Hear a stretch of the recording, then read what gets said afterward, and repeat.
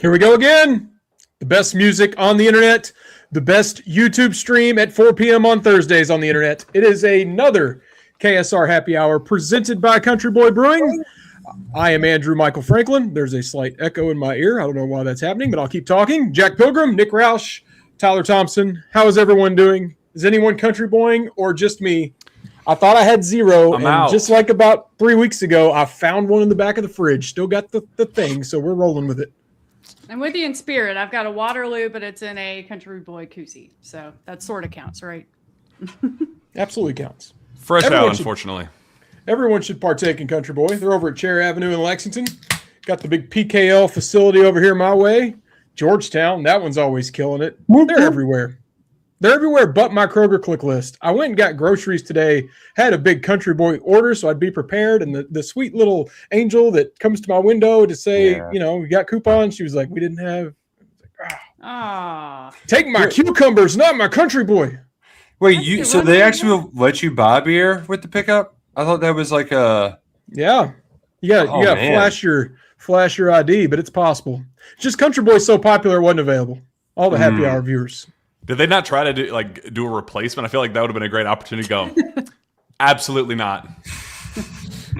I accidentally put in the wrong phone number, so it was actually someone got a message from my order that they could have subbed. It wasn't me. Anyway, no one cares about my Kroger. Shout out Kroger though. We got a lot to talk about today.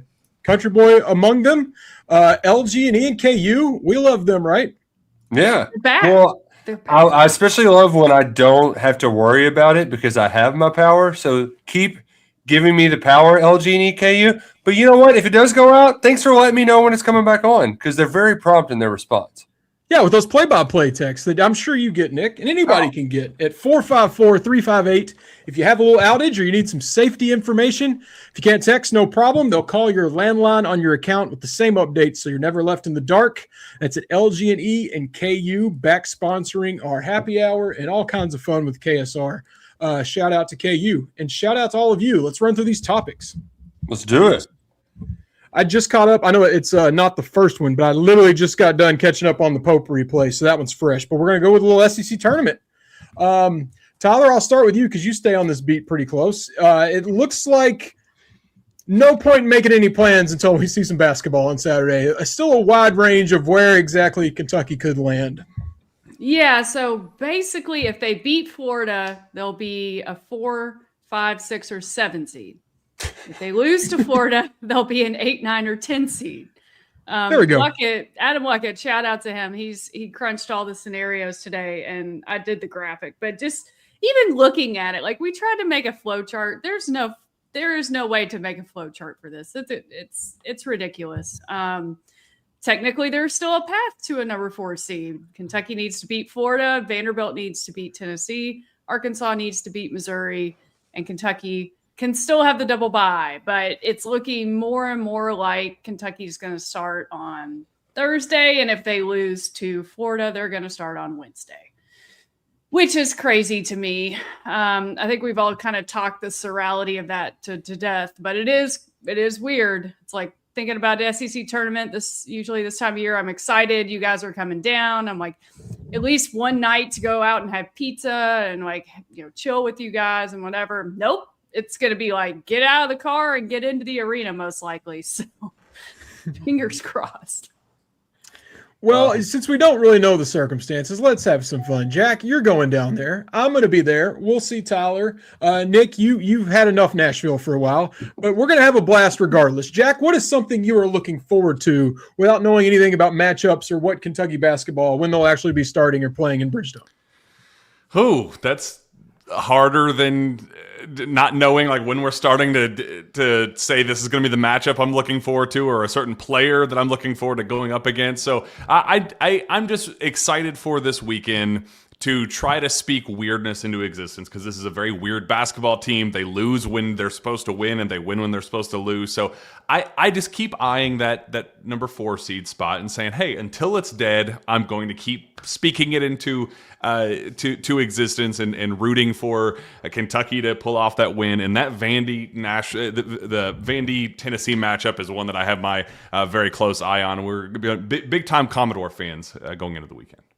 I meant where we're having fun. What are you looking forward to? Oh, Robert's Western World. Oh, The that moon okay. pies. Yeah, for sure. I can definitely do a bologna We've had 'em sandwich happy. and a PBR. Yeah. We've had him happy. We've had him sad. We've had him angry. We've had him all sorts of flavors. We didn't get to do that for the Gonzaga one because we got out of the venue so late. And I think Steven and I found Mellow Mushroom, I believe, is where we got two big old fat slices of pepperoni pizza where we would just laugh. It was hilarious because it's like the reality of we just lost by 100. Did that really just happen? We just lost by 35 points to Gonzaga, and we just kept laughing. Just sitting there at the bar, just Steve and I would just keep looking at each other, going, "What the hell was that?" So I hope that we don't have any of those types of things unless it's a 35-point win. And I would love to celebrate over a delicious bologna sandwich. I hate to be the bearer of bad news, Jack, but there's a chance it happens. No, I would like to say that, Tyler, I appreciate you and Luckett's commitment to making our fans informed, but I am the meme where it's like, sorry, I ain't reading all that, but sorry or good for you. Like that. Like, I just feel like such a boomer who can we just play everybody twice? Make the year longer. I mean, I know there's fatigue and that's a big issue with Kentucky basketball right now, but like, I don't care. Just play every team twice. Then you don't have stupid tiebreakers. It's who you played. It's the best record. I know that changes how the college basketball season looks, but sorry, I guess we're going to have to miss playing UNC Wilmington and Robert Morris in November, right? Like, if you look back at old schedules from before I was born, I mean, the season, it was like Indiana week 1, Tennessee, like they didn't really, like there was no ramping up. It was the weekend after Thanksgiving. They just started playing good teams, and that's all they played. You would have maybe the UKIT or something like that earlier. But let's just do that. I know bye games are important. Well, then start the season earlier. I don't just play more. Play more. 41. That's now. what We need to Pope's change saying. to adapt to it. So you want a 30-game conference schedule? Yeah, why not? 34, 17 times 2. Yeah. No, 15. Excuse me. 15 Yeah. times 2. Yeah, I'm 15. bad Yeah, at you're math, right. but Sorry. I ran that over in my head like 5 times before saying it. I tried to Mark pull 2 Pope teams would in the love it. conference that aren't there. Yeah. Who do we want to add this week? Come on in, North Carolina. No, Mark Pope would love that. He continues to beat the drum for 41 games, but like you said, after this week with the fatigue comments, maybe not. I'm still not really over the whole Saturday to Tuesday comments. Oh gosh, I love to yes. use my husband as an example here because he follows UK, he loves it, he watches all the games, but he's not as dialed in as we are, right? But he's like, I was listening to the show yesterday. Did Mark Pope really say that about the Saturday to Tuesday? And I was like, oh yeah, he got pretty upset about that. I mean, high school does Tuesday to Friday. Yeah. Okay, AAU games are at 7 o'clock in the morning through 9 p.m. What are we doing? These kids have been playing basketball all from the time they wake up to the time they go to bed. They're since they were in diapers. What are we doing here? I can't do Also, that. what's the alternative? Wednesday to Saturday is the same thing. There are 7 days in a week. If you have 2 game days, it is impossible to get 3 days rest between games. Like, I don't know what he expects. Do you want to play 1 game a week? Do you want to play on Monday and have a Kansas schedule and then have all week? Like, it just literally did not make sense to me that he complained about that when the sport has been that way forever. And if you want to play on Wednesday, then Wednesday to Saturday is the same math. We all have fatigue. And I think you wrote about that like 2 weeks ago. But you know what? That just goes to show you that coaches, they mean it when they say it. They don't read the headlines because I feel like that's a headline that maybe should have gotten back to him. Like, let's not mention that we're tired. Because here's my question for the panel. I've been pondering this one over. I feel like this is a good bit.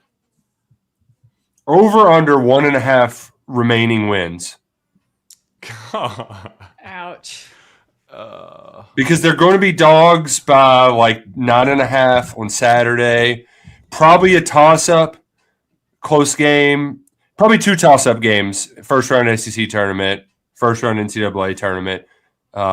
they could win multiple in both and easily clear it, or they could not win it. Like, there's a very real chance that the Vanderbilt game was the last win we saw of the year. And the reason why I say that, like, I am generally more optimistic. Like, I think we just kind of get caught up in everything because we love it so much. But if you look at the last 6 games since we got win that Florida game, and it was for the top spot in the SEC, like, Vanderbilt's really the only game they played great. I mean, Florida was like, there was some fine performances and losses, but 1 out of 6 they've actually looked good. So can we get that one more time in the next 3 games? Well, I think if you lose to Florida, you're going to win the Wednesday, or you should win the Wednesday game. You're going to be playing a crappy SEC team that has no interest in being there with no fans, where Kentucky, even though we're down, I think we'll have a lot of fans. Oddly, if you beat Florida, then you might not win again because you're going to have a tougher matchup. So it kind of just depends on what you're looking at Saturday. But I think if they lose Saturday, surely they can handle a Wednesday SEC opponent, whoever that is. My God, please win a game if you're starting on Wednesday. But then would they win again in the SEC tournament? Would they win the first round in the NCAA tournament? I think they're going to win the first round of the NCAA tournament. And if not, this is almost like I'm not letting my brain go there because it's so depressing to think about that. I think Drew is right in that if they play Wednesday, they're going to at least win 2 more games throughout the postseason, because the probability of it, you're playing a crappier team on Wednesday. Sure, you may lose Thursday, but I think that this team will win the first game of the NCAA tournament. And if not, I don't want to be here. See y'all. Let's say they win 2 games in Nashville. With all the fatigue, you're looking at Florida or Alabama. I mean, there's not enough points. I don't want to be the guy that says you have no chance, but that's a big ask if you even win 2 games. Really, just having to win a 3rd game in a row, no matter who the opponent is tough enough. And then we know how Kentucky has matched up with Alabama since Nate Oates got there, and how it's been since Pope's been on the Kentucky side. And then Florida, I guess the regular season still to be determined on that head-to-head. But, I mean, it's hard to even the biggest UK believers, it's hard to find a path where UK goes on a run in Nashville. But oddly enough, I kind of am cheering for Kentucky to not win again until the NCAA tournament, because I just got this weird feeling that they're going to beat a 1 seed. Like, I don't know what it is. Don't do that to us. No, man. but I do. It's just like, because that's what this team has been, right? Look predicts that they'll beat Florida and then lose as a double bye. My prediction is that they lose out, and then NCAA tournament comes, and then we get the flamethrower 2nd round performance and knock out Michigan in the NCAA. Maybe not Michigan. What a dream that is. Have you seen Michigan play men's basketball? Who would be the other 1 seed? I mean, potentially UConn. Well, I mean, you'll have Duke. UConn. They could do UConn. Michigan's too big inside. Like, I don't see that. But, like, I don't know. Maybe I'm just like, Aaron Harrison has warped my brain forever. But my point being is the Vandy game, like, that's in them somewhere. It's just it's all on Colin Chandler. So I wanted to get that take out because I'm not going to have too many basketball takes left on the YouTube channel before the postseason starts. But, like, Colin Chandler, he's going to have one of those games where he's nuclear and just nobody can tell Kentucky anything. I just hope it happens at the right time and not in a first-round game against, Duquesne or something. Did you say Duquesne? Because didn't they knock out Mark Pope 2 years ago? I did, Duquesne. yeah. No Duquesne. I went to Duquesne. I don't. You're hurting your own argument. Or as they call him, Duquesne. Well, let's use that to transition into Mark Pope's press conference today. I guess the biggest news is Cam Williams. Jack, is that what we're most excited about? So my eyes were glazing over today. Just listen. It is that time of the year with the press conferences where it's the preview of the upcoming opponent. They're the best team that they've ever seen. The last performance, it just wasn't good enough. Why is Malachi Moreno playing so well right now? Oh, I'm just so proud of his growth. Well, what do you see out of Andrea Yelovich? Oh, man, he's not making shots. It's just the same monotonous, So where the injury thing pops up with Cam, and he goes, actually, he's going to practice today. It's like, oh, hold on. All right. I can hear this argument now. Tell me. So Pope last night in his call-in show said, funny, said that he had started running, which that was a nice little development. And then to go from running just earlier in the week to actually being thrown into practice. And I've heard from a birdie that he did, in fact, practice today, and things went well. So to be at this point and say, well, shoot, have a hard time believing he's going to play Saturday, but I'm feeling pretty sassy about him playing in Nashville. So I think that is something to consider, at least if we're talking about the optimism and the over-under on the win total at 1.5. I think we're going to get a nice little 12-minute spurt from Cam Williams down in Nashville.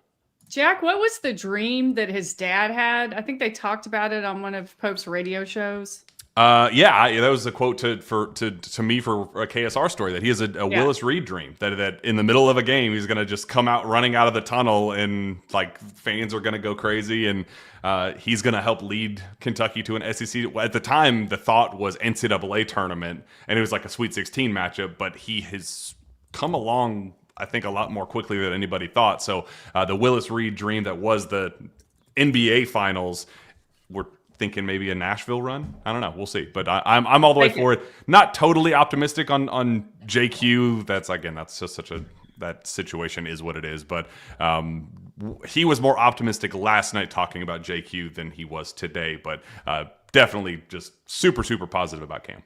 Do we know if the dream was Sunday in the championship or Wednesday against LSU? I'll take it however it looks. I just need to know where in this dream we are.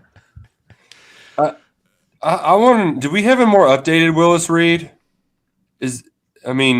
Well, the guy from Auburn came out. We didn't play, but remember they rolled him out in the Elite Eight in the wheelchair. Don't remind me. Kiki. Yeah. I've still get angry at Bruce Pearl over that. Paul Pierce pooped his pants. The poop Jack's boy. Yep. Jason Tatum tomorrow. There was good news on that. Is it actually happening? Oh, it's done, baby. Shams official. I just heard some numbers this week, and it's disgusting what that basketball team does. Like, I can't believe you would cheer for him. 60 attempts, 3-point attempts in a 48-minute game. What are we doing? What? That's not basketball. I'll take your Mark Pope 30 dream, and I'll double you. That's Missoula ball, baby. And you cheer for Missoula. A traitor. My God. How do you... So somebody asked him, there's a quote, somebody asked, like, so how are you guys going to do the, like, is Tatum going to be questionable or probable, or, like, how are you guys going to do the official game updates? And he said, guys, I may not even be alive by the time that happens, so I may go, I always go to bed questionable and I wake up probable. Like, what a freaking awesome quote, man. I love that guy. I hate that he broke my heart in 2010, but God, I love him as my basketball coach in the NBA.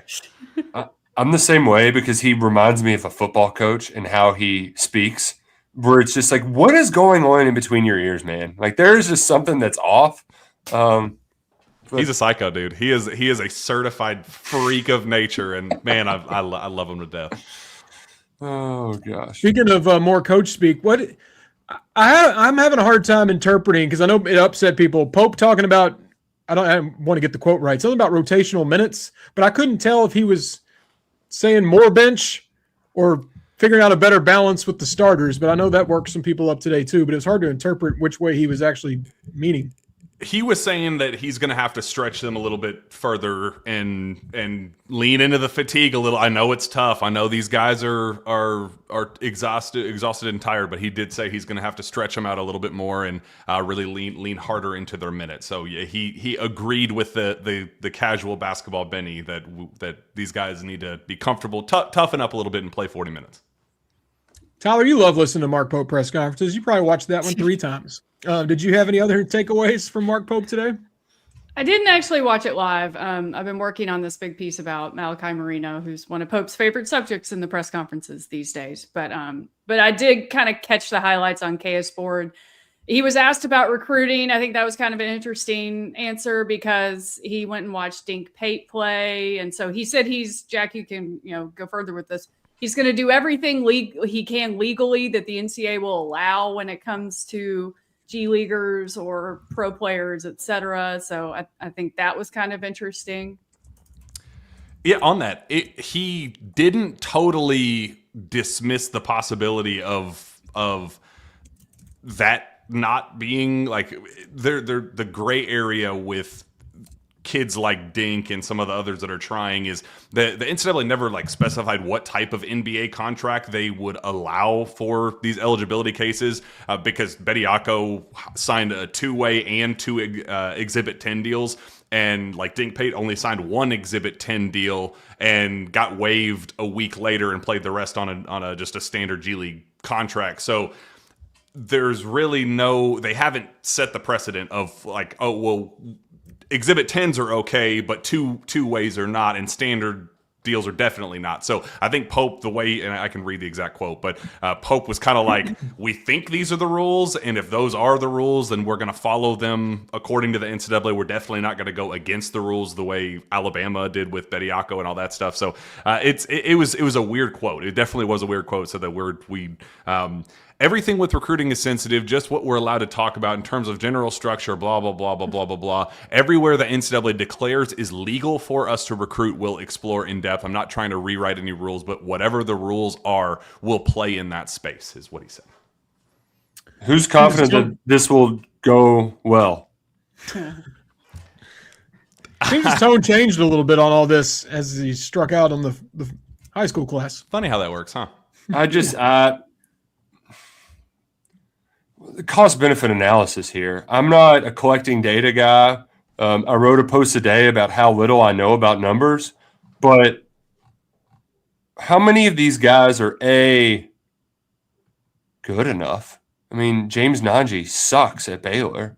And B, how many of them are going to get clear? Like, I just feel like this is a huge waste of time and effort and resources. Like, just scout the transfer portal. Tamper. Just tamper. Don't go visit Dink Pate. Just go tamper. Go get somebody. Go get Roman Doman. All right. I don't know. Like I feel like I'm taking crazy pills here. I mean, is it that hard? Wait, what? We're all pro tamper. Yeah. Pro tamper. Everyone. Tamper. Yeah. Don't do the rule. Like if you're going to try to be flexible about rules, don't waste it on Dink freaking Pate. Like I'm sorry. Like no, I don't know that guy from Adam. But we have all watched how all of these guys have messed around and tried to come back, and it's a whole big stink, and it doesn't work, right? Like, it might work for a cup of coffee, but it's probably not going to work. So why are you flying anywhere to go see this guy? What is that? What does that do? Like, who else is going after Dink Pate right now? That's kind of what I want to know. It's the day after the Texas A&M game. I get that recruiting it never stops and things are getting really desperate. But when that picture came out, I was like, oh man, that's like the last thing Kentucky fans want to see right now. So there's some talk that the dentist is interested in that Mississippi State may throw his head. I'm telling you what, this fan base will lose its freaking mind if Mark Pope loses a recruiting battle to Chris Jans. You can't lose to Chris Jans. You can't lose to Chris Jans, man. You can't. Meanwhile, Nick's just like, man, Chris Jansen, the singer, he's going to get the best of us again. I just don't. We're in a head-to-head with Chris Jans. What? That's not even a conversation. For a kid on the Westchester Knicks right now, yes. I thought they only recruited Mississippi. That's all they could get. Speaking of which, our resident Murray State fan is out on Doman. No. So wow. Peak is out on Doman? Yeah. Why? What? He looks cool. Yeah, he's been playing like he doesn't like to play defense. He doesn't get rebounds, and he likes to take really bad shots. So he'd fit in great here. We can fix him. Yeah. We can fix him. That's true. He's got skills, but I don't know. Lately, he has not been impressing me very much. The comment section's calling us spicy. Holly, are we that spicy? And then Gregory agrees we're spicy. I mean, Nick wants us to tamper. I do too. But other than that, I don't feel like we've been that spicy. We hadn't even got to Mitch Barnhart yet. No, and I also hate having to have the I don't want to be the football guys mad at the basketball team because I'm the one who thinks they can go to the Sweet 16. But I love that you pulled that out only after pulling out the whole hypothetical to begin with. Yeah. Over under 1.5 games, and now they're beating a 1 seed. Yeah. Well, that's they do the opposite of what you expect, and I hope that in that theme that Pope does the opposite of what I expect, and that's do what he just did in the first portal cycle. Just get shooters, man. Like, do what you do. Don't try to be somebody you're not. And that's what he tried to do with this team. Injuries didn't help, but there was one. I want to see if I can go back and find the quote, because there's a lot of like Steven's taking some flack from it, and there's this segment of people online who injuries and blah blah blah, and like look at what BYU is without Richie Saunders and da da da. Back in 2020, we all knew Eddie Graham was getting fired. Mark Stoops essentially said, we're pros, we're going to let this play out. But he pretty much said with like 2 or 3 weeks ago, Eddie was getting fired. So before it was like the hay was all the way in the barn, I asked him, like, Mark, this is a COVID year. Like, it's weird. You shouldn't be judged for, like, do you think it's fair that people get judged for that? And he's like, it doesn't matter. We know how this world works. You get judged for wins and losses, period. Like that, it just is what it is. It doesn't matter the circumstances. It's a results-based business. And that's where we are. Like I know that, yes, people are probably more frustrated because of what Cal did at the end. Well, that's part of the job, right? Injuries, dealing with them, that's part of the job. Like, it's a wins-loss business, and I know that there's a lot of other factors about why this season has not gone according to plan, but it doesn't matter. People are going to be pissed, and they should be. It's Kentucky. It is what it is. Well, and we're talking about being the 10th seed in the SEC tournament. I think that's also the optics of that are just not great. And I get that the SEC is a good basketball conference, not as good as last year, but playing on Wednesday, potentially in the first game or the first game of the night session on Wednesday, it's going to be weird. But being a team that doesn't sell out road arenas, that's what's getting me recently. Like that arena at Texas A&M was half full. South Carolina was. I was going to say South Carolina was bad. Was it Auburn where it was? Auburn was good, but it was Orange Night. It was they built that one up. That was their outlive the cancer. Okay. Yeah, so that they pick one night a year. I think with that argument specifically, Nick, what bothers me about it is also kind of it's revisionist history for how we got to this point in the roster building process, that the reason why we had to go depth and build the deepest roster in college basketball is because he did miss on his top targets initially. That the talent was supposed to be a 8 and 9 man rotation with a ton of top end talent. He missed on that top end talent, so he decided to spread the wealth out in terms of if I can't beat you with talent, I'm gonna beat you with the deepest team in college basketball. Then the depth got cut, and then now we're going, well, now we don't have the talent upside to beat these teams, and we also crushed our depth. So it's by doing that, you're also giving him a pass for the recruiting failures and the roster management up front to get to this point. So I have a hard time with hearing any injury argument. Like, yeah, it sucks. I'd rather have Jaden Quaintance, Jalen Lowe, and Cam Williams on the floor than off right now because we'd be better, but that shouldn't have been the big picture group to begin with anyway. And I just, in my idealized world, we're celebrating a win over a number 1 seed in second weekend of the NCAA tournament. I don't even know the venues of where the regionals are because it just feels like a pipe dream. But like that is the one thing that's beautiful about this sport is we will all forget about the individual results if they just win in March, right? Like if you have big moments, you can erase it all because this is a postseason defined sport. But the reality of it is, to Tyler's point, 10 seed in the SEC tournament is where you're looking down the barrel at. Like that's just not. I mean, what was in Tampa when everything blew up for Billy G? What was Kentucky then when like all the parents wanted to fight him? Let's look. I don't remember. Remember that? That was before I was on the beat. Oh, that was even before you were on the beat. What was their seed in 2014 in the SEC tournament? Back when it was going to be a great story. Because, they went to the championship game, and James Young slipped coming around the curl screen. I think they were like a 3 seed or 4 maybe. When I think back to like how bad things look right before the postseason, my mind always goes there. But that's because of where they ended. They ended in the title game. So, yeah. Kentucky was the East 4. There's a little throwback for you. East Oh, 4. wow. Yeah. Oh, wait, that was in Atlanta. You said Tampa, though. That's Billy G's first year. Okay. So I don't have the answer. Oh, so a different one. All right. There was a different time they wanted Right. to fight it. Which You're looking at – okay, I'm back. I'm on 2009 now. Kentucky was the East 4. Okay, so I was right. They were the East 4 back-to-back years. I mean, they gave Billy Gillespie an SEC Coach of the Year for being the East 4 seed. What? I'm sorry, I'm just derailing us, but Lee Todd, you couldn't have said that story sooner? Like, dude, Mitch has got to be like, bro, you could. They've been killing me for years over this, and just now you're going to fall on the sword for Billy G? Like, come on. Not to bring the spicy take in Nick's spicy take hour, but do we really think that story's true, or is Lee Todd just taking one for his old buddy Mitch on his retirement? Listen, Lee Todd is from Hopkins County. He's a good Arlington man.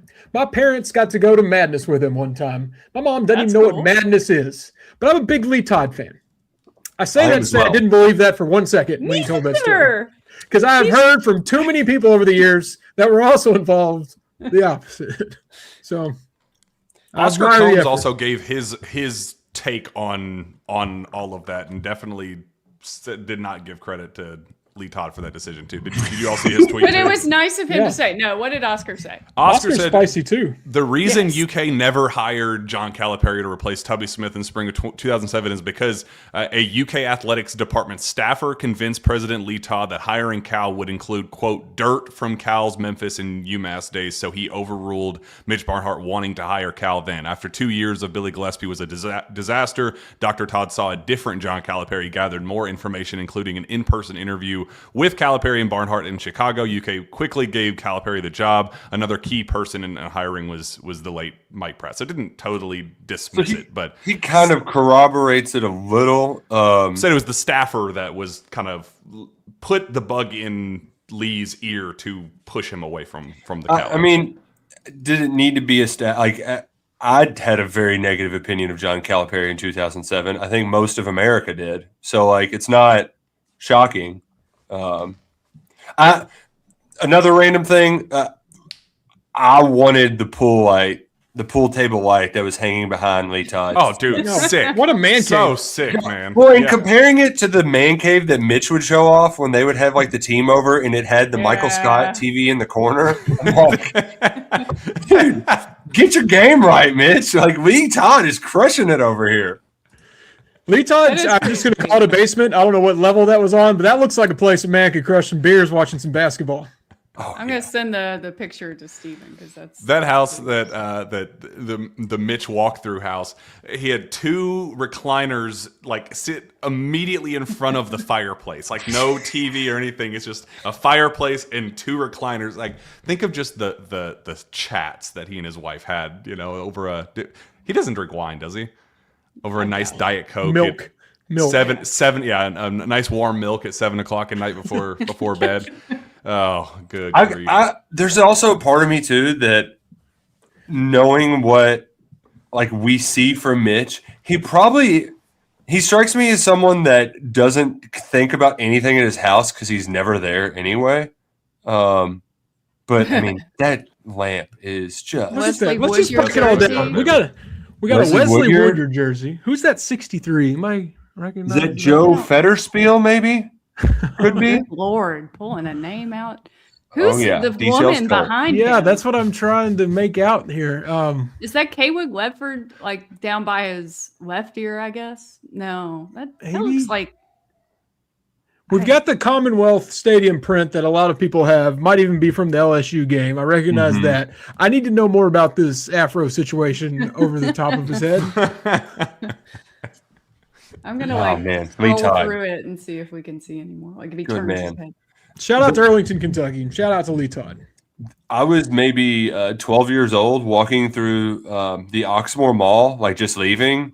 And my dad stopped and started talking to Dr. Todd in like the Von Maur department store. And we were like just little kids, and we were like talking to his wife, and I was very confused. I was like, Dad, do you know the UK president?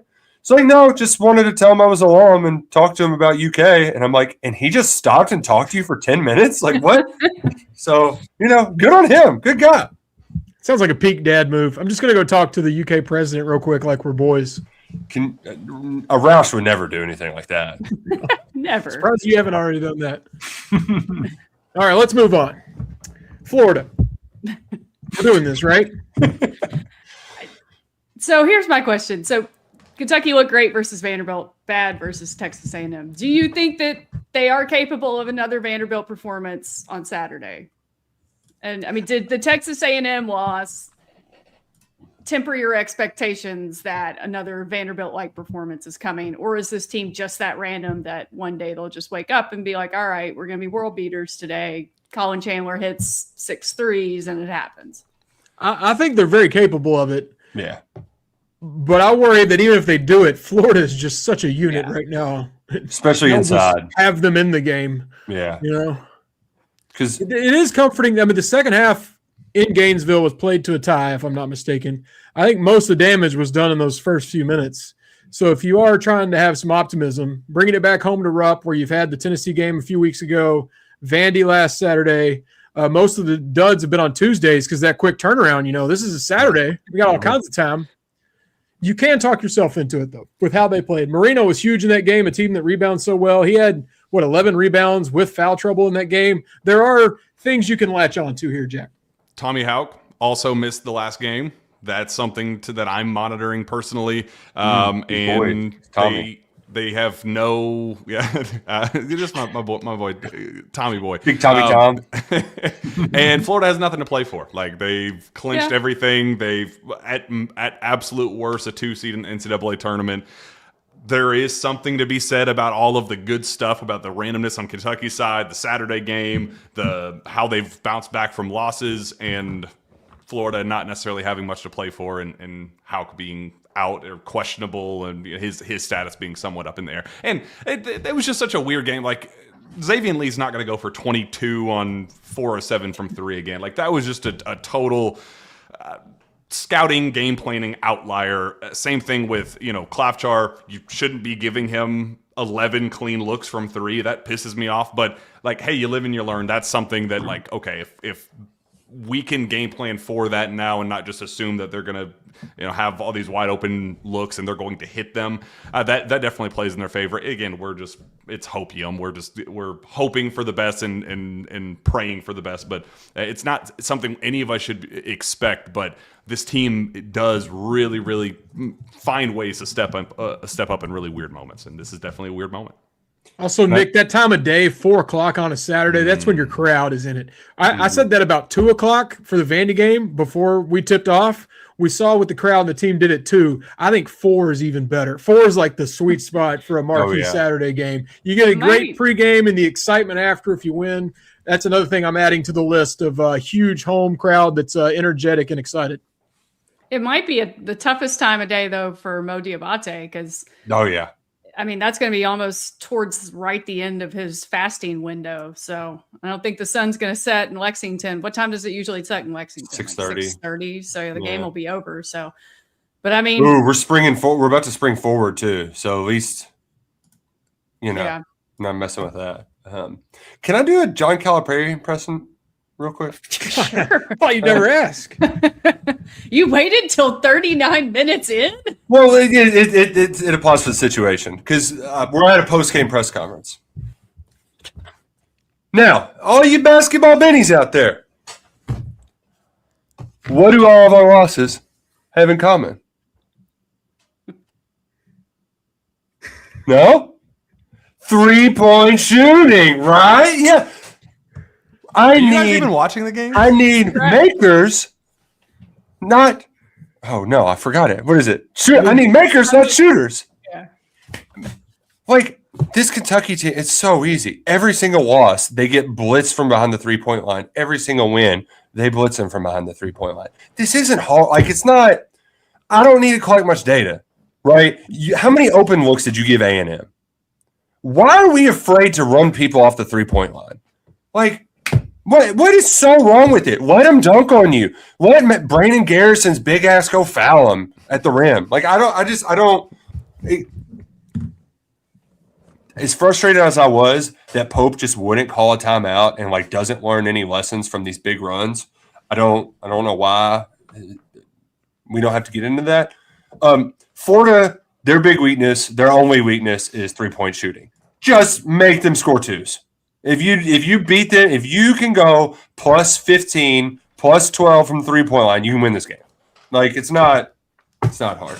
And yeah, that Cal impression wasn't bad, but there's nothing I hated more than when he would do his thing where he would ask a question and it was some leading ass smarmy answer and just My one counter to that, Nick, is in that 111-77 victory over that John Calipari team, they hit 8 threes. So he only hit 8 threes and scored 111. They are a wagon from 2. Yeah, so Jack, but I have a fact for you. Only one team in the SEC has kept it within double digits against Florida.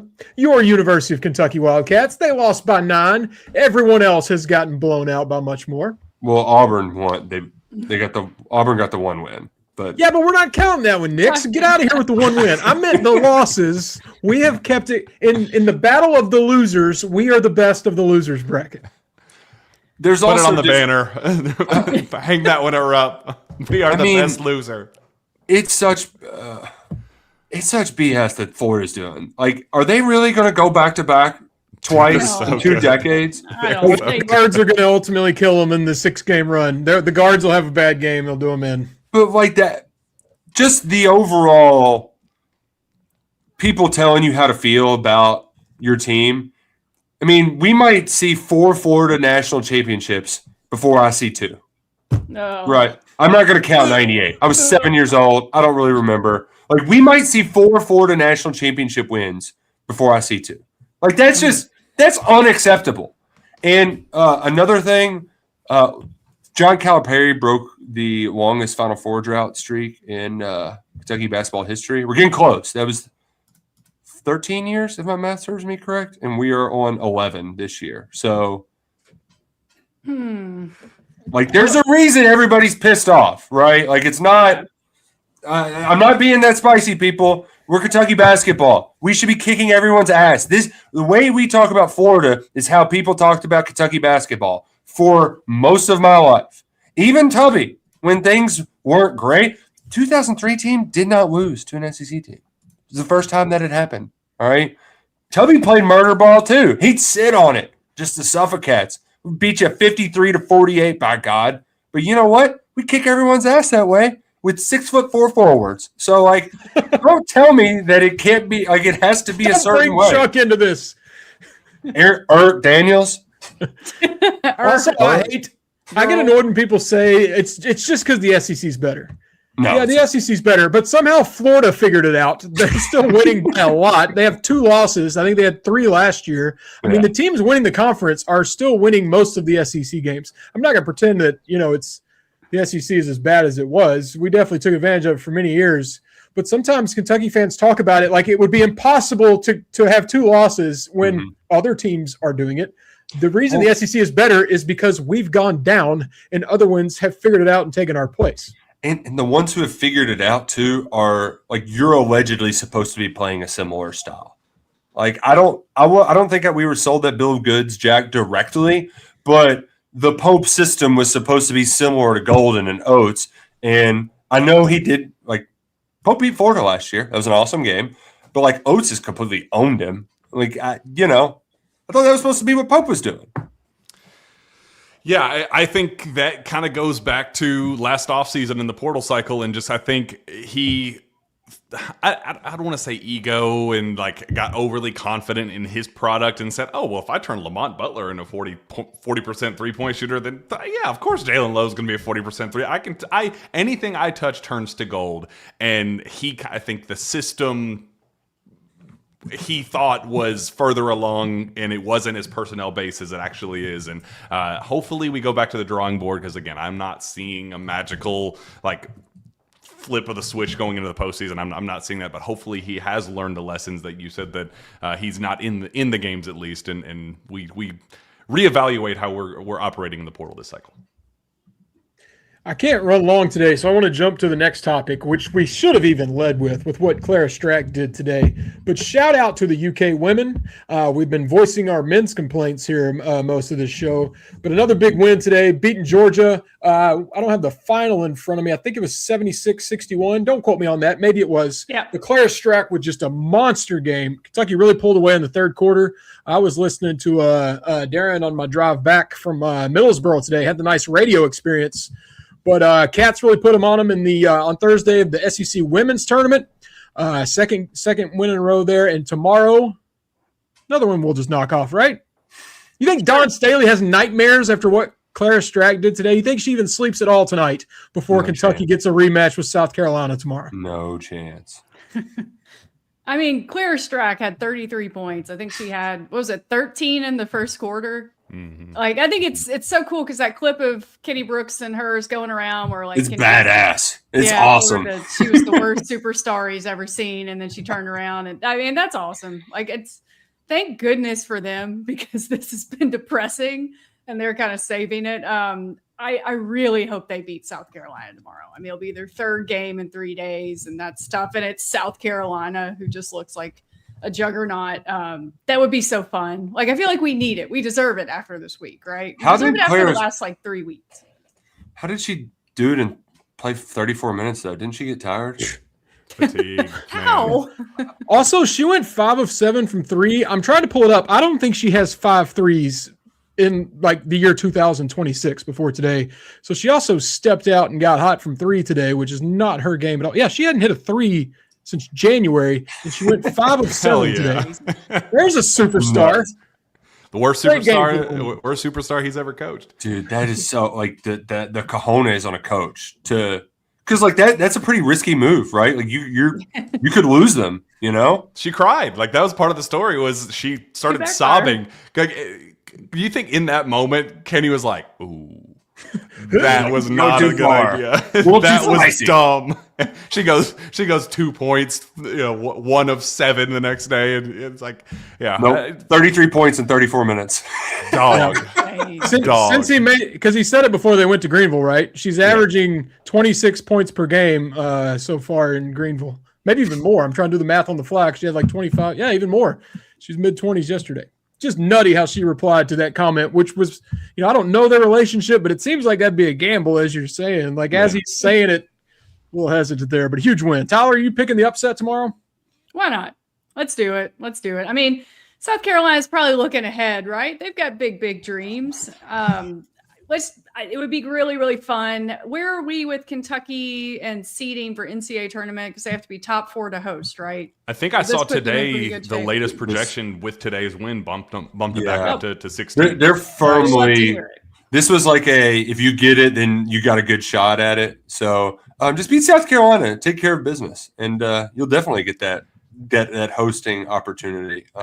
I kind of like how the regular season ended with the heartbreaker, and they were just 2-3 plays away from winning that one. But you kind of have that sitting. It was a week ago, so it's kind of just sitting, letting them marinate a little bit. And I kind of like this spot. It's a pretty comfortable spot, and they're just getting better and better with each game. Like I'd watch the first one, steamroll through Arkansas, and then to win the way in the fashion which they did.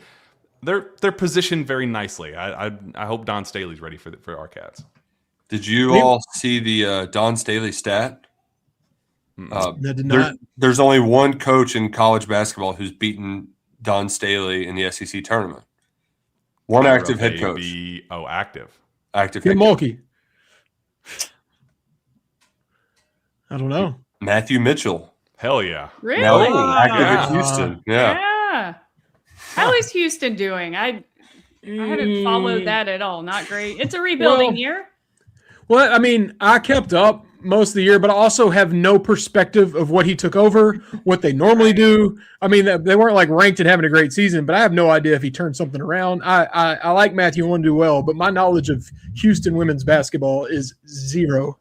But the record ended up being pretty average, if I'm not mistaken. In the Big 12 women's standings, oh man, one win in Big 12 play, 1-17. See, I quit paying attention later in the year. I guess it got real cold around Christmas time.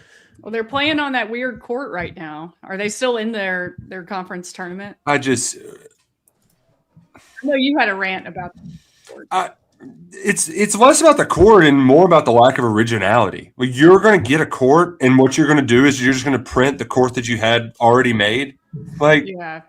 They need to like, change it up and make it each home team or hosting teams like home court. That'd be cool. But that would be cool. It would be cool to, I don't know, make it colorful and not just gray and black. You got lights and you're making them black? I mean, who is in design is designing what's on? I don't know anything about design. When my wife shows me colors, I get them wrong. But yet I know more than the idiots running the Big 12 court. You couldn't see the 3-point line on one of them. Like, I think they're behind the 3-point line. I said this on the morning show, but the Rupp Arena staff, one of the guys told me they dropped one of those panels before Madness and broke it, and that the people do it, they bring extras, but they were like, that's really expensive, by the way. Don't do that again. oh man. Houston, by the way, lost 76-66 on the very first day of the Big 12 tournament. So. Oh, it's all because of the court. So Yeah. you really can't blame them. All right, Drew, I want to make sure you get a chance to talk about Mitch Barnhart. Yeah, I have a hard out at 5, so we got enough time here. I'll let you all do the KSBoard questions. I got a baby class tonight. I'm going to learn how to hold it and stuff. Got to get to that. Can't be late for my first baby class. I think it's actually a safety class, so I'm going to go learn how to keep babies alive. Don't shake it. Okay. That's really just don't shake it. You're good. They'll scare you to death for 2 hours tonight. When you leave the hospital. They will. Like Jack said, you will watch a 35-minute video where they say, "Don't shake the baby," and you're like, "Yeah, I get it," and they're like, "No, really, don't shake the baby." It's real. That was my plan. I was just going to shake the baby. All right, let's talk about armed robbery. Mitch Barnhart's so-called retirement, which is not a retirement at all. It's just repositioning to a made-up job, making 2/3 of the same amount of making 2/3 of the salary he was. I've made my thoughts known on radio, but I'll elaborate here more. Like everyone, I think this is outrageous. I think it's hard to get the fan base together on one thing. We have to really be wrong to unite. I mean, we fight over Cal. We fight over substitutions. Hell, we were fighting over one timeout in the game earlier this week. We're never in agreement. I think we're at 100% agreement on this Mitch Barnhart deal being outrageous. The money's one thing, but the fact that this initiative did not exist, there's no record of it at all. I bet you right now. So made up. It's not an accusation that they made up. I mean, it's very obvious they made up a position. And I bet you anything that if they haven't already done it, they'll do it tonight. There is a meeting where they're like, what the hell are we going to say when we start getting asked about this? Because I don't believe for 1 second any of them know. I think it was, we're going to get you your bag. We're going to put you over here and hopefully no one notices. But guess what? We all noticed because it's so outrageous. And I'm going to try to stay on top of this. I want to see actual results of what we're getting for $950K a year. Like we don't even know what Mitch does anyway because we don't get these opportunities. But I hope we have the opportunity to be like, what are we getting on that $950K this year? How many, whatever he's doing, we still don't even know what the actual job is. But how many of those things? Yeah, but his daily duty, how many of those duties did he do and what did we get out of it? I don't even know how to talk about it because it's not real. Anyway, I hate it. Helping people get into a career in sports? For $1 million a year? Imagine being a career advisor at the University of Kentucky, and that has been your job for 20 years, and you're getting turned down on raises left and right because of the budget. And then Mitch comes in, and whatever, you said he's doing that. I don't even know if he's doing that. That sounds cool. No, there's no record of that being what he's going to do. $950,000? I hope they can show us that over here at this other school, we're copying this model. Salary's right in line with everything else, but we all know that's a load of crap, and that's not what's happening. I mean, can we call – they should have just called it what it is. It's buyout money. It's get away, Mitch. Right? Like – and we all would have gone, all right, that was expensive, but okay. Yeah, but like everybody been like, yeah, what money well spent, you know? I mean – people say the same thing about Mark Stoops. A lot of people are ready to move on, and the timing was right. I do find it odd that like Mitch would have negotiated the stuff, but hey, dude, if I was in the same spot, I would try to squeeze as much money out as possible too. So, can't really blame him. Yeah. Let me do one more rant before I have to leave here in 2 minutes. Here's what annoys me the most. I don't care about the big politics UK, and sometimes the money gets to a point my brain can't even think about those zeros. But I know they're going to beg all our friends, the people in these comments, the people that read our website, talk to us on the board, they're going to go to them and ask for money. And we already are committed to $950 a year for 4 years. So your donations, until we get to $950, could be just going to Mitch to get over that bill. When we would all, I think if we could all write what we want our contributions to be, it would be on a 3-point shooter or a rebounder or a wide receiver or a defensive end. But no, there's a good chance our donations, your $50 from working in the coal mines, will go to Mitch Barnhart until we get over that $950,000 hump. It's just outrageous that they will ask people for money and then do this. One of the people that they asked for the most money actually spoke out about it. He's very mad about it. Yeah, Brett Setzer, he's tweeted about it. I mean, he says, UK taxpayers should shoulder Barnhart's controversial payout. He quote tweeted an op-ed in the Herald Leader, and he added his own commentary saying, "As I said before, golden parachute ? No job description yet. Working on that, but $1 million salary." Did the UK Board of Trustees approve the golden parachute? Well, no, he's going to devote time, attention, and abilities to other duties as assigned, as well as faithfully serve the university.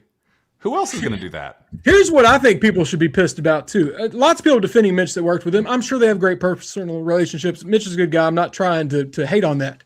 But if you're a coach moving forward, I could use that money to perform. Yeah. Or if I'm a staffer that maybe have been waiting on a raise for 5 years, maybe I love you, Mitch Barnhart, but you are very much in my way of my career goals or just a simple raise or whatever. Right now, Deuce in the comments. Nick Mingione could go to the World Series with that money. Yeah, he probably could. But instead, it's going to go to Mitch's pocket and will sit in those 10 free seats in Rupp Arena that I can't imagine are up in the upper level with me and Jack. So, I don't know.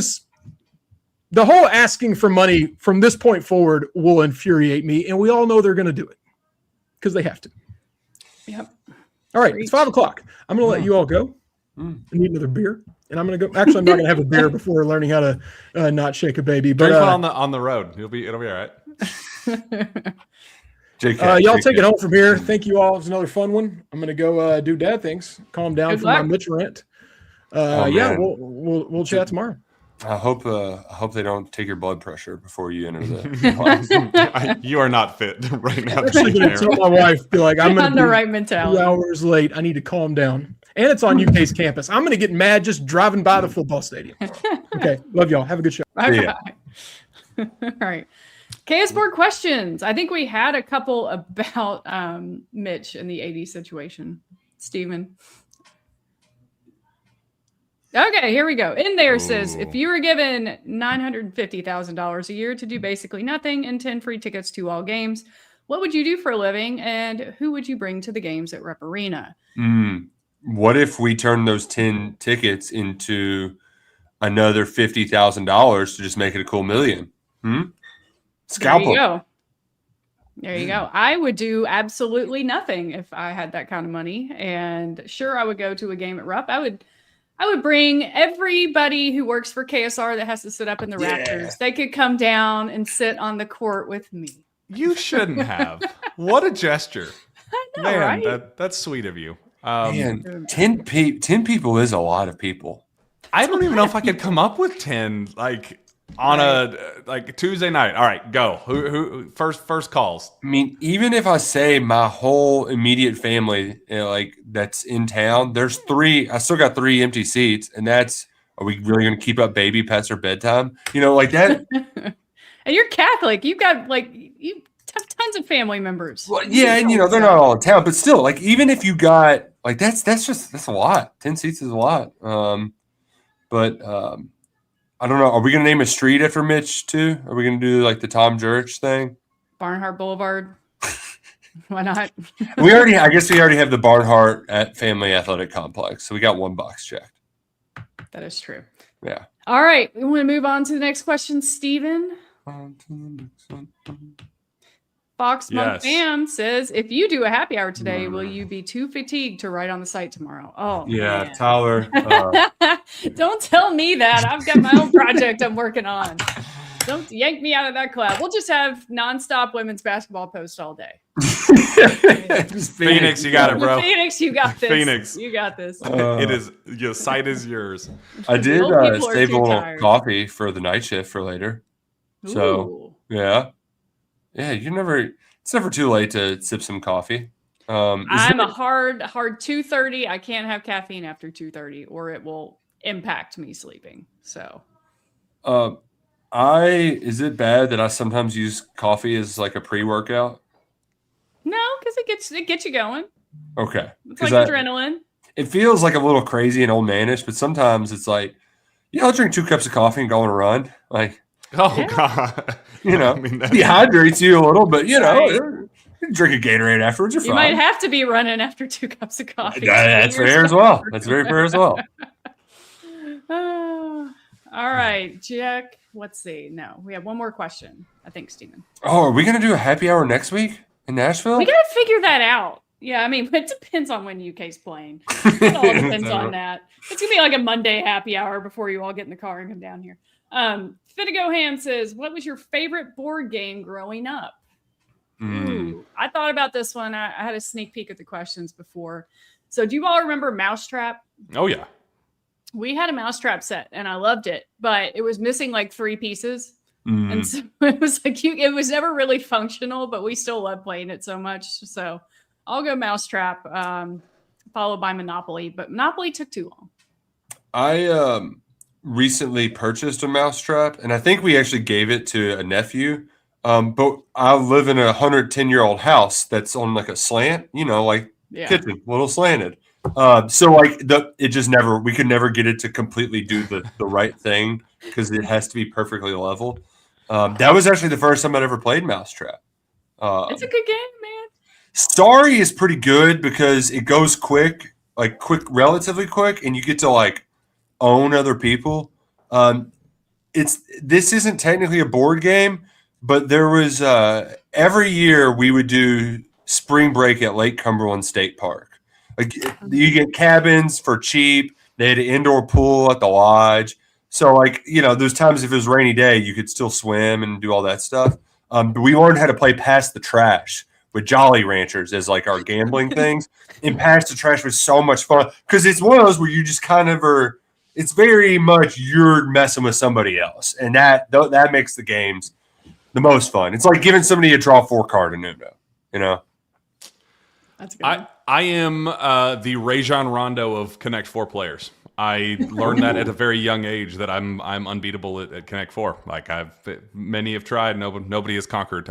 So we may need to get that rolling down in Nashville. So that was by far my favorite as a kid. I love Yahtzee. My grandmother loved playing Yahtzee, so that was always just kind of a nostalgic thing for me.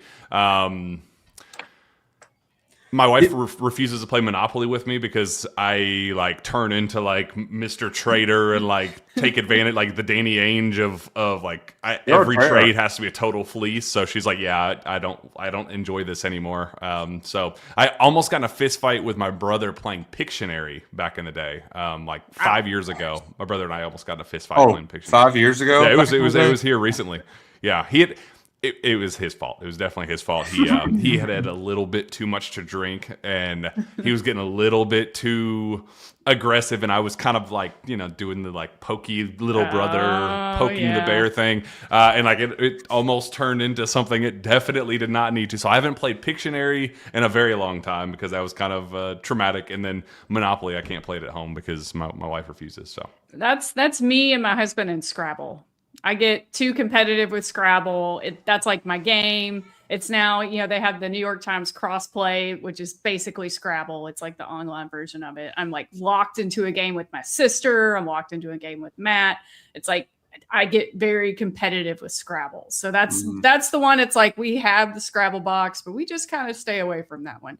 But Connect Four, I mean, I feel like we need to have like a summer tournament or something at KSBoard. Like we get really desperate for content. Maybe challenge Jack Pilgrim to Connect Four. Pierre Rondo going to be a big time recruit. That's how we get Rajon. There you go. Because Jack his sources will be saying Rajon will be the spokesperson for Pierre and the recruitment. So that's how you'll have to break him down, right? Like you get the scoop because you were the one man that he could that beat Rondo in Connect Four. I'm excited. That is gonna be a challenge that I'm kind of looking forward to. Like parents are kind of my thing, and that's going to be one. Like, how do I even approach that? Yeah. How would I even approach that? Connect Four to an AAU tournament. What if you just like walk in, or you're like shake the box next to him? Yeah, like the box fell out of your bag, and you're like, oh, whoops! Then like, you're like, oops, sorry. Quick. I know we got to get out of here, but quick question for Jack: have you heard about this kid from Ballard? The freshman? No, I've not. Yeah, because Male has a freshman too, Jordan Mitchell. I think his name is Shivru. I don't know. But Male and Ballard played an epic first round regional game the same night as UK game. In fact, I was watching a stream from somebody's phone of that game instead of the UK game because it was so bad. But like Ballard and Male back and forth went to overtime. Male got down by 3 points twice and tied the game. Ballard had a kid hit a shot with 3 seconds left to win it. But this kid, there's a freshman for Ballard. Look him up. My buddy swears he's going to be like McDonald's All-American good if they can keep him around here. But he might ultimately. Like I worry about like the Hims and the Rondos of the world only spending like 2 years around before they do prep school or whatever. Shivru or something. Oh, I can't find it, but yeah, I'll be on the lookout. Okay, I'll give you a name. We got one more question, Peak, or is that it? That was it. Okay. We also had some breaking news. Kentucky hired some new staffers. They got GMs. Yeah, no GM. But Kentucky, they lost Wareheim, so they replaced Wareheim with somebody else. So not Woods. Where's this guy's name? Quentin Woods hit the game winner. It's got to be right here. One more second. Mason Grivna. Remember that name. Mason Grivna. Name. All right. There we go. All right. Mason Grivna will be watching you, and you guys will be watching. That's definitely the link that I was reading, but it was so far off the name that you said. Yeah, that I did a terrible job. That's literally the name that I'm reading right now. He had 23 and 12 on February LIT quarterfinal win over St. X. There you go. The more you know. Boom. More you know. All right. Well, we'll be keeping an eye on him, and you guys can keep an eye on us on all of our various YouTube shows. See, I think we've got Pump It Up, the baseball podcast tonight, if I'm not mistaken. So Sure. That'll be Adam and Jeff Drummond talking about the Batcats. And then, of course, we have a full weekend of content on the KSR YouTube channel. Hopefully, we'll be rapidly reacting to a huge win over Florida and getting ready for Nashville next week. But until then, shout out to LG and EKU and shout out to Country Boy. I'm going to go get some here in a minute, and we'll see you guys next week. Go Cats.